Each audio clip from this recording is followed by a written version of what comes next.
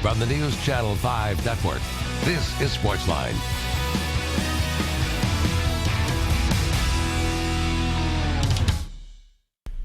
Hey there, SportsLine on your television. Steve Lehman here with you. Glad you are here with us on this Monday night on News Channel 5+. Peyton Manning headed back to the Super Bowl, 39 years of age. He's going to be the oldest quarterback ever to start a Super Bowl game. What a story it is. And to me, here's the number one lesson I learned from watching this game yesterday. Because, to be honest, I didn't even really allow myself going into the game the option in my head that Peyton was going to lead the Broncos to a win. Because the narrative all season long was, look, Manning's too old. He's too beat up at this point. He's not going to be able to get it done. Brady and Belichick have it going. It's not going to happen. He's not going to do it. I'd almost resigned myself to the fact that it was more than likely that the Broncos were going to lose, and that was going to be the end yesterday. And all of a sudden, you look up, and Peyton Manning tosses a pair of touchdown passes to Owen Daniels early on. The Broncos grab the lead. That defense, which is as good as anybody. Carolina's right up there. It's 1-2 defense in the Super Bowl. But the Broncos defense is as good as anyone. With a lead, they can pin their ears back on Brady without much of a rushing attack to worry about. They were in control. And Peyton Manning played well enough yesterday. It wasn't vintage Manning, but it was well enough to win an AFC championship game, to beat Brady and Belichick for the third time with those stakes on the line. And it just goes to show you, in my mind, that don't make judgments without all the information. Don't rush to judge a guy's season or career or whatever without all the information at hand. And throughout the course of the season, people guessed on injuries early on. Then when he was injured, they said, oh, no, he can't come back from this, or Brock Osweiler is going to take over. And it was an ugly narrative. It was, frankly, this is not how it's supposed to end for one of the great quarterbacks in our day and age. This isn't how it's supposed to go down for Peyton Manning as perhaps a backup or as a guy who's only out there because Osweiler got hurt. Instead, it turns out to be a fairy book ending for Peyton Manning. He ends up in the Super Bowl, and whatever happens from here, he gets the next 2 weeks now. He gets the next 2 weeks to enjoy the spotlight again, to enjoy the spotlight with his Broncos teammates, to prepare, as he loves to do as much as anybody who's ever played that position or played this game, to prepare for the biggest game out there and the biggest stage out there. He's going to embrace that and live it up. You've got to believe that. And then he has an opportunity to go out there and play to win the Super Bowl. Make it number 2, become the first quarterback ever to win 2 different Super Bowls with 2 different teams. That all stands in front of him right now. And when you look at that opportunity, that's pretty special. And that's something that nobody was giving him a chance for, really even 24 hours ago, unless you were a diehard Peyton Manning as an individual fan or a diehard Broncos fan, because it seems like everybody else had written the last chapter in that book, but instead there's more to be written here, and Peyton Manning has the opportunity to do that, which means we're going to see massive ratings for the Super Bowl, because it is going to be not just the 2 top seeds in each conference, teams that have been around and top of the mind awareness for everybody all season long, but you're talking about 2 of the best defenses out there. You're talking about Peyton Manning in arguably or maybe his final game ever, chance to ride off into the sunset. Cam Newton in the game, a guy that a lot of people love to hate, but probably the MVP of the NFL this year. He's got a chance to go in and become the first player ever to win the Heisman Trophy, win a college national championship, and then win the Super Bowl. He can do that if he wins in this game. There's a lot of storylines to it, but the fact that it's Super Bowl 50 and Peyton Manning is there, to me, guarantees the fact that this will be the most watched television event ever.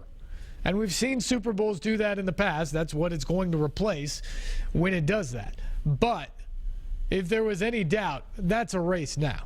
Super Bowl 50 with Manning under center is going to do that for you. And we're going to get all the hype. We're going to get all the hoopla about it. And that's exciting. I think that's exciting for a lot of people around here who are so closely tied and aligned to Peyton Manning from his days at Tennessee. So many fans around here want to see him do well, and they want to see him go out well, if in fact he might retire, as some people suggest, at the end of this season.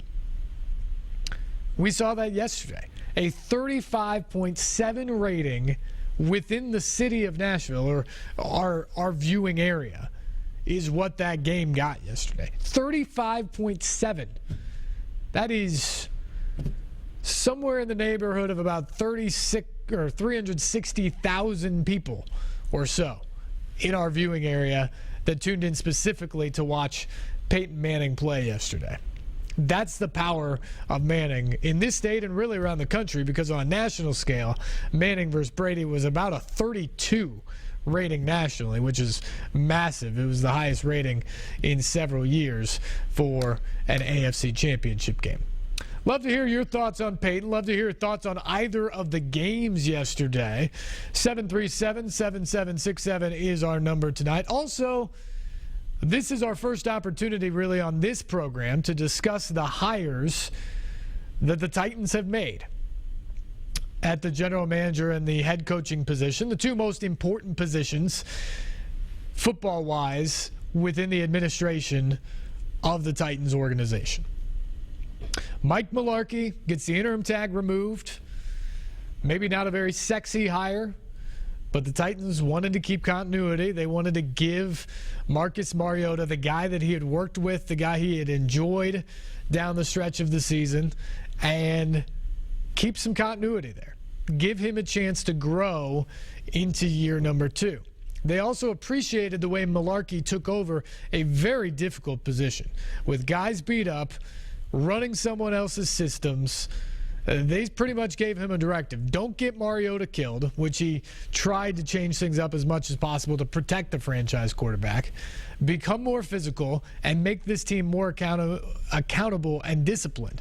And what Mularkey did is try to change the schemes for Mariota. He made an effort to run the football more, and he did instill an accountability in that locker room. This team was a fairly highly penalized team under Ken Wisenhunt. The last 8 weeks of the season under Mike Mularkey, they were the least penalized team in the NFL.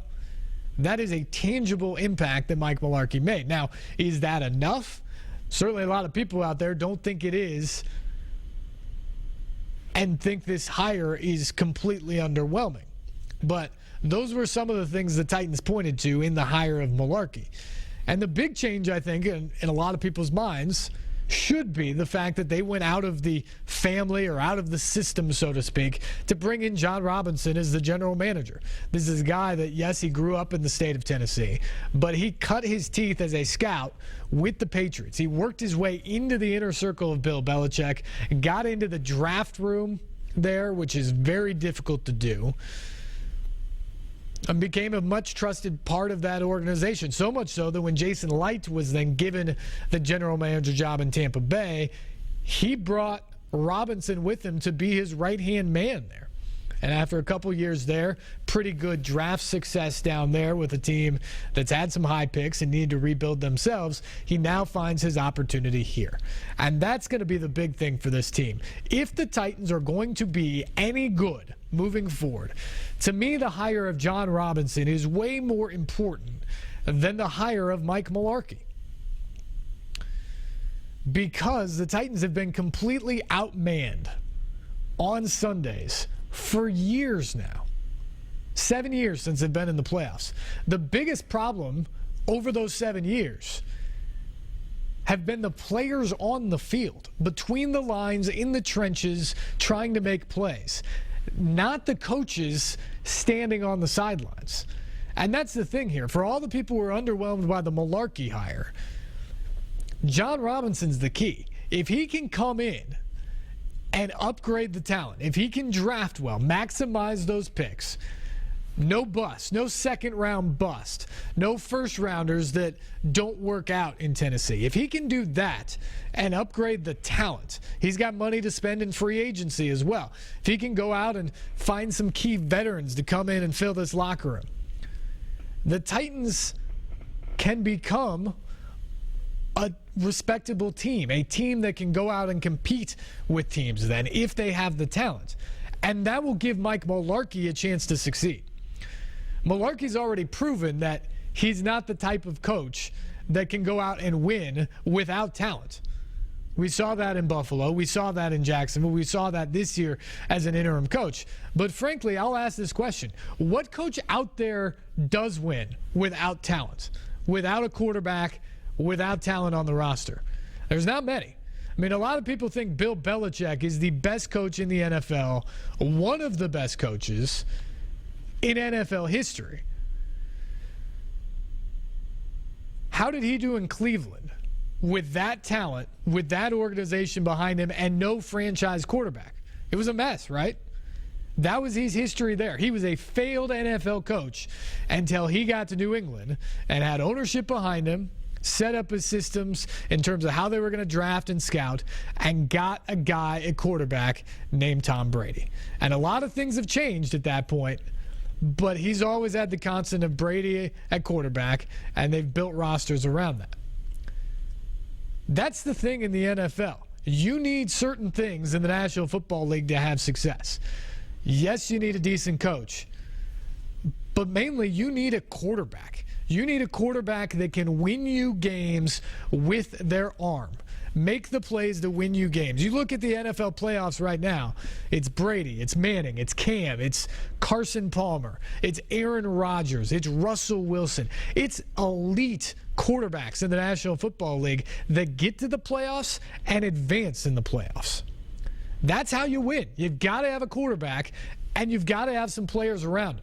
And that's the thing now for the Titans, is they believe Marcus Mariota is that quarterback, and he can get them to the promised land, and he can win in January if they get there. Now the question is, can they put enough around him?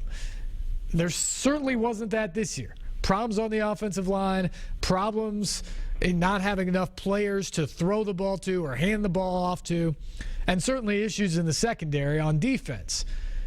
That's John Robinson's charge. Fill those holes, make this a team that matches up when you get off the bus, so to speak. When you walk into the stadium in warm-ups, make this a team that looks like it can compete with the Chiefs or the Seahawks or the Patriots or whoever it is across the line on Sunday. If John Robinson's as good as they say he can be and comes in and has that impact, then Mike Mularkey has a chance to be good too. But it's up to Robinson to get that done. All right, off to a big start tonight. Couple big topics to talk about. We can talk NFL playoffs. We can talk Peyton. We can talk Cam or the Titans hire. 737-7767 is our number. We'll be back. Phone lines are lighting up, and we will get to those calls right after this.